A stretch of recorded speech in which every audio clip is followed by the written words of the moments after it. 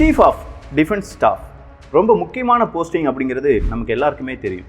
நம்முடைய முப்படைகளை ஒன்றிணைக்கக்கூடிய ஒரு சக்தி தான் இந்த சீஃப் ஆஃப் டிஃபென்ஸ் ஸ்டாஃப். நேரடியாக இராணுவம் இவருடைய கட்டுப்பாட்டில் தான் இருக்கும்.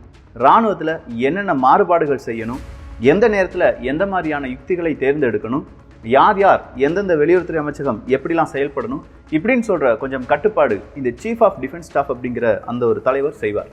இதுக்கு யார் தலைவராக இருந்தார், இந்த போஸ்டிங்க்கு யார் இருந்தார் அப்படின்னு கேட்டிங்கன்னா பிபின் ராவத் அவர்கள் இருந்தாங்க.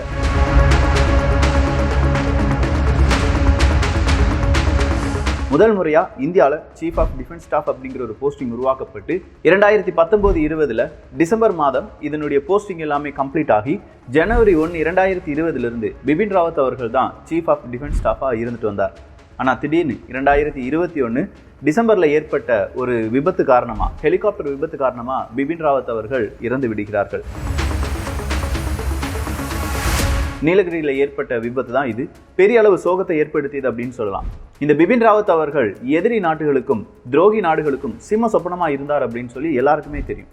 ஸோ அப்படி ஒரு போஸ்டிங்கில் அடுத்ததா யாரை போட போகிறோம்? இந்த சீஃப் ஆஃப் டிஃபென்ஸ் ஸ்டாஃப் அப்படிங்கிறவருடைய போஸ்டிங்க்கு சின்னதாக ஒரு மாறுதலை கொண்டு வரணும் அப்படின்னு சொல்லி இந்திய அரசாங்கம் விரும்பியது. அது என்ன மாறுதல்? அதன் அடிப்படையில் தான் இப்போ புதிய சீஃப் ஆஃப் டிஃபென்ஸ் ஸ்டாஃப் அப்படிங்கிறவர் தேர்ந்தெடுக்கப்பட்டிருக்கிறாரா? இப்படி பல செய்திகளை பார்க்க போகிறோம்.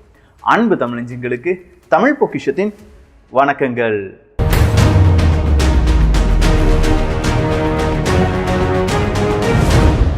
டாபிக்ல போறதுக்கு முன்னாடி அக்னிபத்தா இருக்கட்டும், இந்தியா ரஷ்யா ரிலேஷன்ஷிப்பாக இருக்கட்டும், இதை பற்றி எல்லாமே புத்தகம் ஆடியோ வடிவில் வெளியிட்டிருக்காங்க குக் எஃப்எம். இந்த மாதிரியான தமிழ் ஆடியோ புக்கை நீங்கள் கேட்கணும்னா குக் எஃப்எம் டவுன்லோட் பண்ணிக்கோங்க. டவுன்லோட் பண்ணுறதுக்கான லிங்க் எல்லாமே டிஸ்கிரிப்ஷனில் இருக்குது. அப்படி டவுன்லோட் பண்ண பிறகு TPM 50 அப்படிங்கிற கூப்பன் கோடை யூஸ் பண்ணிங்கன்னா வருடத்திற்கு 399 ரூபாய் கிடையாது, 199 ரூபாய்க்கு தமிழ் ஆடியோ புக் சம்மரி, இன்னும் பல லாங்குவேஜில் ஆடியோ புக் சம்மரி எல்லாமே நீங்கள் கேட்கலாம். டிசம்பர் 8, 2021 பிபின் ராவத் அவர்கள் ஹெலிகாப்டர் விபத்தில் இறந்துட்டார் அப்படிங்கிற செய்தியை கேட்கும்போது நம்ம எல்லாருக்குமே ஒரு விதமான ஒரு சோக உணர்வு அப்படிங்கிறது தொற்றிக்கொள்கிறது.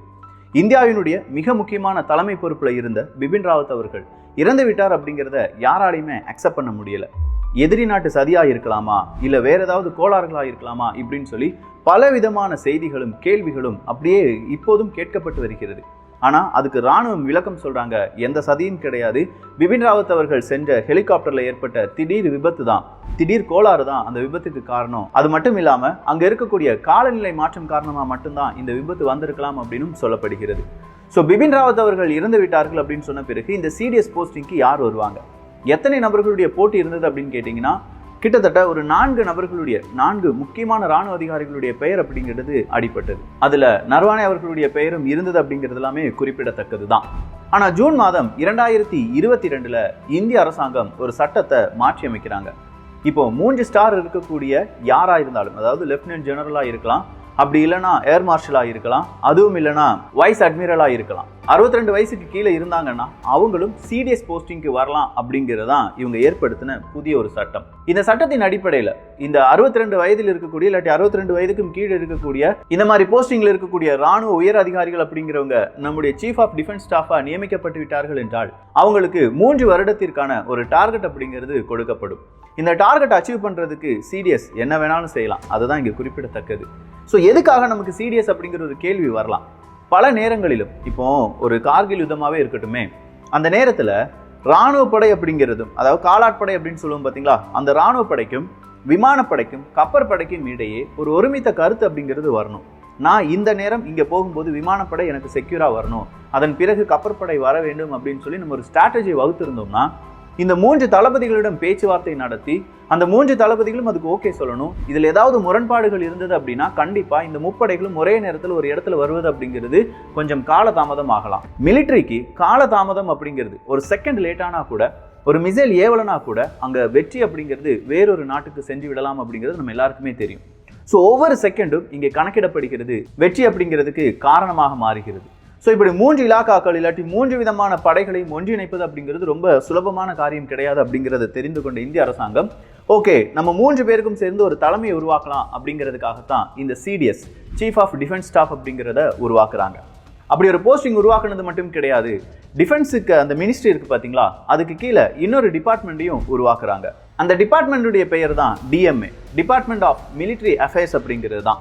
ஸோ இந்த மாதிரி இந்த டிஎம்ஏ அப்படிங்கிற அந்த டிபார்ட்மெண்ட்டுக்கும் யார் தான் தலைமையாக இருப்பாங்க, யார் சிடிஎஸ்ஸாக இருக்காங்களோ, சீஃப் ஆஃப் டிஃபென்ஸ் ஸ்டாஃபாக இருக்காங்களோ, அவங்க தான் டிஎம்ஏனுடைய தலைவராகவும் இருப்பாங்க. ஆனால் இந்த சீஃப் ஆஃப் டிஃபென்ஸ் ஸ்டாஃப் அப்படின்னு சொல்கிறோமே, இவங்களுக்கு கீழே அந்த 3 முக்கியமான படைகள் இருக்குது பார்த்தீங்களா, அந்த படையினுடைய தலைவர்களும் இருப்பாங்க. இப்படி தான் இந்த ஸ்ட்ரக்சர் எல்லாமே செய்யப்படுது. ஸோ 2021 நம்முடைய commander in chief of eastern command lieutenant general Anil Chauhan அப்படிங்கிறவர் ரிட்டையர் ஆகிறார். அப்படி 2021 அவர் ரிட்டையர் ஆனாலும் இந்த லெப்டினன்ட் ஜெனரல் அனில் சௌஹான் அப்படிங்கிறவர் தொடர்ந்து நம்முடைய தேசிய பாதுகாப்புக்காக பல நேரத்திலும் அவருடைய உதவியை கொடுத்துட்டே இருக்காரு. நமக்கு அஜித் தோவால் அவர்களை பற்றி தெரியும், NSA நேஷனல் செக்யூரிட்டி அட்வைசர் அப்படிங்கிறது நமக்கு தெரியும். ஆனா இந்த அஜித் தோவால் அவர்கள் எடுக்கக்கூடிய முடிவு எல்லாமே அஜித் தோவால் அவர்கள் மட்டும் எடுக்கக்கூடிய முடிவா கிடையாது. இந்த இடத்துல தான் இந்த ரிட்டையர் ஆன ராணுவ அதிகாரிகளுடைய வேலையை நம்ம உன்னிப்பா கவனிக்கணும். இந்த அனில் சௌஹான் அவர்கள் அஜித் தோவால் அவர்களுக்கு என்னென்ன முடிவுகளை எடுக்கணும், எப்பப்போ எடுக்கணும், எந்த நாட்டுக்கு எந்த மாதிரியான முடிவுகளை எடுக்கணும் அப்படிங்கிற ஒரு திட்ட குழு இருக்கும் பாத்தீங்களா, அந்த குழுவிலும் வேலை செய்கிறார்.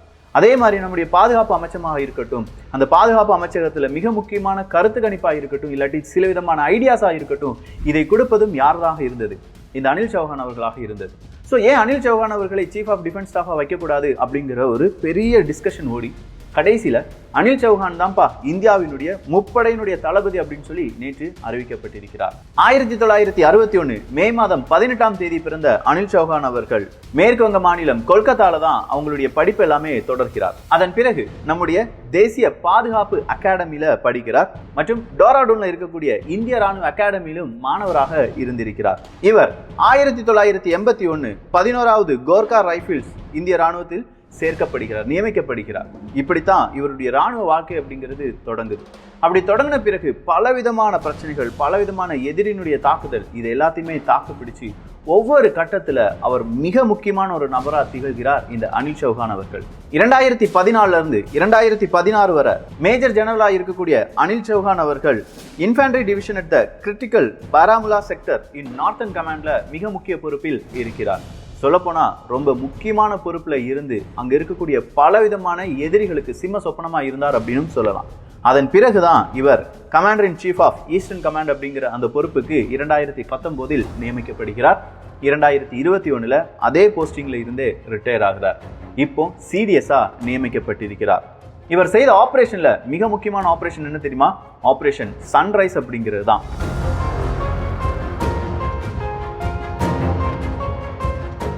2019 இந்திய ராணுவம் 2 பகுதிகளா செய்த ஒரு மிக முக்கிய ஆபரேஷன் தான் ஆபரேஷன் சன்ரைஸ் அப்படின்னு சொல்லலாம். இந்த ஆபரேஷன் சன்ரைஸ் வழியாக மியான்மர்ல இருக்கக்கூடிய NSCN, உல்ஃபா, NDFB, PLA, அதாங்க நம்ம சீனாவினுடைய ராணுவம், அதே மாதிரி அரக்கான்ஸ் ஆர்மி அப்படின்னு சொல்லுவோம் பாத்தீங்களா, இந்த ராணுவம், இவங்களுக்கு எதிராகலாம் பலவிதமான போராட்டங்களையும் அங்க இருக்கக்கூடிய பல நபர்கள் நம்முடைய எதிரிகளாக இருந்தவங்க எல்லாத்தையுமே சுட்டு வீழ்த்திய நபர்களில் முக்கியமான பொறுப்புகளில் இருந்தவரும் இந்த அனில் சௌஹான் அவர்கள் தான். முக்கியமான முடிவுகளை எடுத்தவரும் இந்த அனில் சௌஹான் அவர்கள் தான். ஆனா அதையும் மீறி பாலகோட் சர்ஜிக்கல் ஸ்ட்ரைக்கை யாருமே மறந்திருக்க மாட்டோம்ல.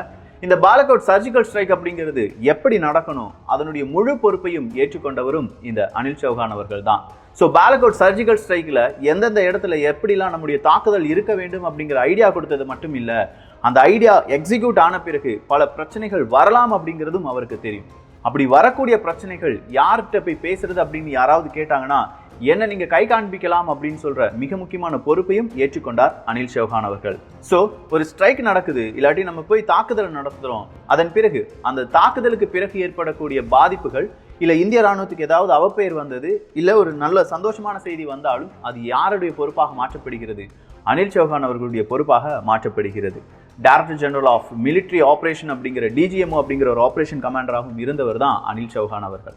இப்படி பல நேரங்களிலும் இந்திய ராணுவத்துக்காக, இப்போதும் இந்திய தேசிய பாதுகாப்புக்காக அவருடைய அர்ப்பணிப்பு அப்படிங்கிறது தொடர்ந்து கொண்டே இருக்கிறது. சீனாவை பொறுத்த வரைக்கும் அனில் சௌஹான் அவர்கள் ஒரு சிம்ம சொப்பனம் தான்.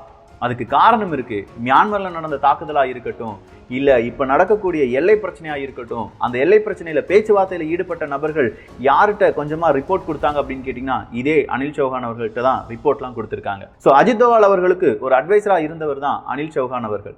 அதே அனில் சௌஹான் அவர்கள் இன்னைக்கு சிடிஎஸ்ஸா நம்முடைய இந்திய நாட்டுக்கு முப்படைக்கும் தளபதியாக நியமிக்கப்பட்டிருப்பது நம்முடைய இராணுவத்தின் பலத்தை இன்னும் கொஞ்சம் அதிகரித்திருக்கிறது. சீனா இந்த செய்தியை கண்டிப்பா கேள்விப்பட்டிருப்பாங்க. பாகிஸ்தான் இந்த செய்தியை ரொம்ப பெரிய அளவு ஆச்சரியத்துடனும் அதே நேரத்துல பயம் கலந்த உணர்வுடன் பார்த்து கொண்டிருப்பார்கள். ஏன்னா பாலகோட் சர்ஜிக்கல் ஸ்ட்ரைக்கே காரணம் இவர் தான் நம்ம அப்படின்னு சொல்லிட்டோம்.